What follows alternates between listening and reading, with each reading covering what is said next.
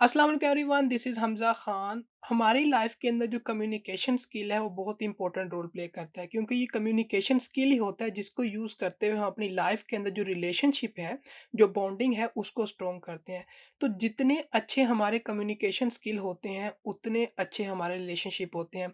Communication skill का अच्छा होना इस बात की निशानी होता है कि हम लाइफ में अपने जो रिलेशनशिप हैं उनके साथ अच्छे होंगे। क्योंकि जब हम कम्युनिकेट अच्छी तरह से कर पाते हैं तो हम रिलेशनशिप को अच्छी तरह से हैंडल कर पाते हैं।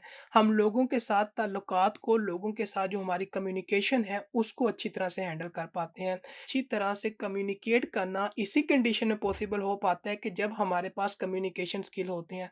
दोनों पार्टीज़ का कम्युनिकेशन स्किल का होना और उस कम्युनिकेशन स्किल को अपनी कम्युनिकेशन के अंदर इम्प्लीमेंट करना एक इफ़ेक्टिव वे होता है कि हम किस तरह से जो अपनी कम्युनिकेशन स्किल है उसको इम्प्रूव कर सकते हैं। अगर कम्युनिकेशन स्किल की बात की जाए तो जो इम्पोर्टेंट कम्युनिकेशन स्किल होता है किसी भी कम्युनिकेशन के अंदर, दैट इज़ लिसनिंग।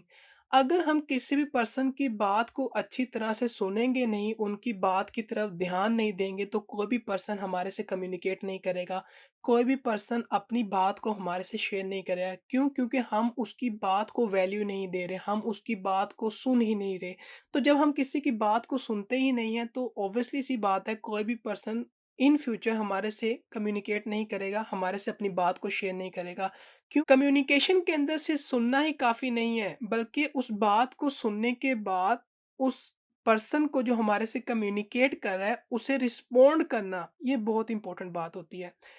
समटाइम क्या होता है कि हम किसी पर्सन से कम्युनिकेट तो करते हैं, लेकिन वो पर्सन हमारी बात को सुन भी लेता है और सुनने के बाद उसे इग्नोर भी कर देता है। तो आपने ऐसा कभी नहीं करना, क्योंकि अगर हम ऐसा करेंगे तो हमारी जो कम्युनिकेशन है वो कहीं न कहीं लैग करेगी।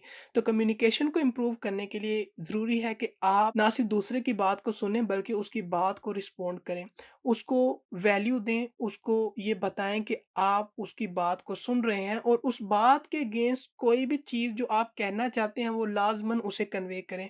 क्योंकि जब हम दोबारा से रिस्पॉन्ड करते हैं किसी भी पर्सन की जो कम्युनिकेशन है उसके अगेंस्ट, तो उस पर्सन को वाक़ई ये लगता है कि ये पर्सन एक्टिवली मेरी बात को सुन रहा है और उस बात के अगेंस्ट मुझे कुछ ना कुछ रिस्पॉन्ड कर रहा है। तो रिस्पॉन्डिंग भी एक इम्पोर्टेंट एलिमेंट है जो हमारी कम्युनिकेशन स्किल के अंदर होना बहुत ज़रूरी है। इफ़ेक्टिव कम्युनिकेशन के लिए ज़रूरी है कि ना सिर्फ़ हम वर्बल कम्युनिकेशन को यूज़ करें बल्कि हम नॉन वर्बल कम्युनिकेशन को भी यूज़ करें। नॉन वर्बल कम्युनिकेशन मीन्स कि हम जेस्चर्स को यूज़ करें। अब जेस्चर्स क्या हो सकते हैं? जेस्चर ये हो सकते हैं कि आप किसी पर्सन के साथ कम्युनिकेट कर रहे हैं तो उसको हैंड जेस्चर से कम्युनिकेट कर सकते हैं। अपनी वर्बल कम्युनिकेशन के साथ-साथ बॉडी जेस्चर्स को यूज़ कर सकते हैं। तो इन जेस्चर्स को जब हम यूज़ करते हैं तो इससे भी एक अच्छा इमेज आती है, जो पर्सन हमारे से कम्युनिकेट कर रहा है कि वाक़ई ही जिससे मैं कम्युनिकेट कर रहा हूँ वो मुझे मेरी बात के अगेंस्ट रिस्पॉन्ड कर रहा है। One of the effective element जो होता है हमारी कम्युनिकेशन का वो हमारा मैसेज होता है। तो कोशिश करें कि जब कभी आप कम्युनिकेट करने लगें तो आपका जो मैसेज है उसका क्लियर होना बहुत ज़रूरी है कि लोग उसे ईज़िली अंडरस्टैंड कर पाएँ। उसका कंसाइज़ होना बहुत ज़रूरी है कि वो मैसेज इतना हो कि इतना भी बड़ा मैसेज ना हो, बल्कि मैसेज शॉर्ट होना चाहिए आपका। और उसमें किसी भी किस्म की जो एम्बिगिटी है यानी अनक्लैरिटी है, कुछ ऐसी टर्म्स को यूज़ ना करें कि लोगों के लिए उस मैसेज को या उस कम्युनिकेशन को अंडरस्टैंड करना मुश्किल हो जाए। तो ये कुछ इफ़ेक्टिव वेज़ होते हैं कि जिनको हम अगर अपनी कम्युनिकेशन के अंदर यूज़ करें तो हम जो अपना कम्युनिकेशन स्किल्स हैं उनको इम्प्रूव कर सकते हैं।